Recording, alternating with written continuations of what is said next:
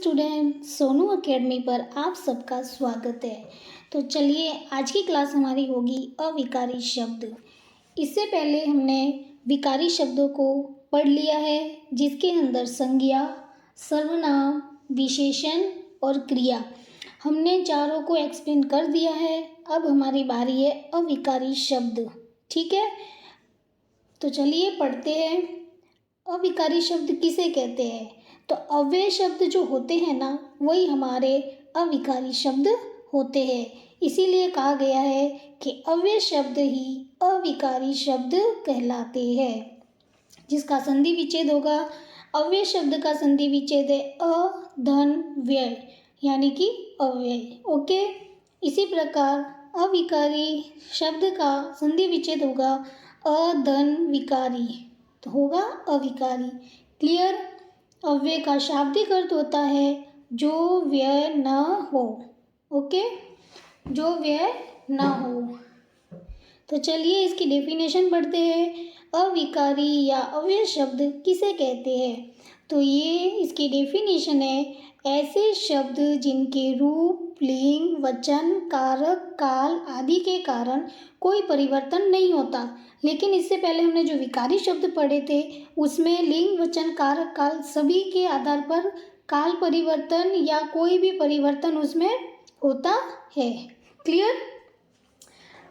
और सदा ही अपने मूल रूप में बने रहते, यानी कि जैसे थे वैसे ही ये रहते हैं। इन्हें ही हम अव्यय शब्द या अविकारी शब्द कहते हैं, जैसे भीतर, बाहर, और, किंतु, अब, बाद आदि। अव्यय शब्द के 4 भेद होते हैं, जिसमें हमारा फर्स्ट है क्रिया विशेषण, दूसरा है संबंध बोधक, थर्ड है समुच्चय बोधक, फोर्थ है विस्मयादि बोधक और एक अन्य है निपात। ठीक है, हम सभी को पढ़ेंगे। सबसे पहले हम पढ़ेंगे क्रिया विशेषण। तो चलिए क्रिया विशेषण की डेफिनेशन पढ़ते हैं। तो क्रिया विशेषण किसे कहते हैं?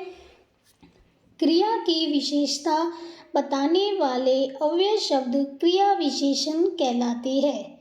ठीक है, अर्थ के आधार पर क्रिया विशेषण के कितने भेद होते हैं? 4 भेद होते हैं। कितने भेद होते हैं? 4।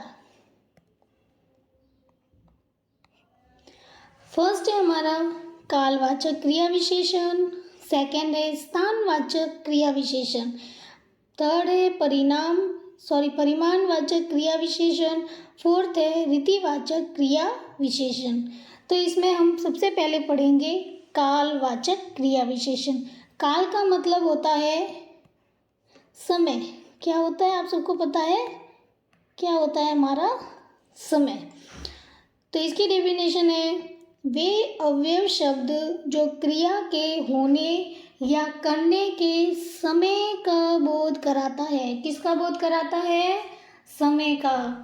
जैसे फिर, कल, अब, आज, प्रतिदिन, प्राय, साय, अभी अभी, लगातार, जब, बहुधा, तेज, आखिर, हमेशा, तत्काल, बार बार, पहले, जल्दी, फिर आदि।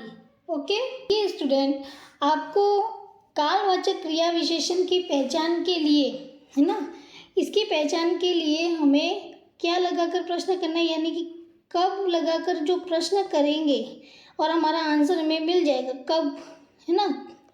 तो हमेशा, आज, अभी अभी, लगातार, ये सब किसके आंसर है? कब के। तो इसी प्रकार चलिए हम एक एग्जाम्पल देखते हैं, जिससे आपका डाउट क्लियर हो जाएगा। मोहन हमेशा मेरे साथ खेलता है। ठीक है, तो पहचान कीजिए इसमें से क्या होगा। मोहन कब मेरे साथ खेलता है? कब का आंसर क्या आएगा?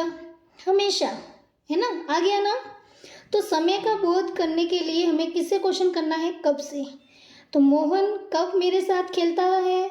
मोहन हमेशा मेरे साथ खेलता है। सेकंड देखिए, आप अब जा सकते हैं। तो चलिए, आप कब जा सकते हैं? आप अब जा सकते हैं। अब की जगह भी कब लगा दो, आंसर आ जाएगा। राधा कल आएगी। राधा कब आएगी? कल आएगी। घोड़ा तेज दौड़ता है, तेज दौड़ता है, ठीक है ना। ये जो तेज है ये हमारा कालवाचक में भी आएगा और परिणामवाचक में भी आएगा, इसका ध्यान रखना, आपको कंफ्यूज नहीं होना है। तो चलिए आगे देखते हैं। सेकंड हमारा स्थानवाचक क्रिया विशेषण। वे अव्यय शब्द जो क्रिया के होने के स्थान का बोध कराते हैं। किसका बोध कराते हैं? स्थान का बोध कराते हैं। जैसे अलग, आर पार, ऊपर नीचे, इधर उधर, पास दूर, वहाँ यहाँ, दाएं बाएं, निकट, अंदर बाहर, भीतर, चारों ओर, एक तरफ, अन्यत्र आदि। ओके, कॉमा लगाना भूल गई, ठीक है। तो चलिए नेक्स्ट देखते हैं इसके एग्जाम्पल। इसके एग्जाम्पल है उसके पास जाकर बैठो। इससे पहले मैं आपको बता दूं कि जब हमारा स्थानवाचक आए ना तो हमें किससे क्वेश्चन करना है? स्थानवाचक जब भी हमारा आए तो हमें